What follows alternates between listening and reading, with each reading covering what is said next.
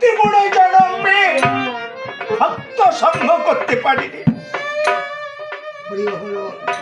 সাধু সঙ্গ করতে পারি নাই, নাম শ্রবণ করতে পারিনি, এমনকি নাম জপন করতে পারিনি।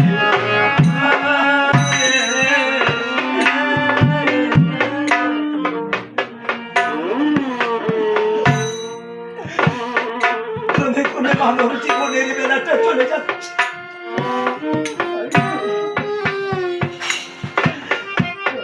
জানি না এই দেহ ছেড়ে প্রাণ পাখি কখন উড়ে চলে যায়।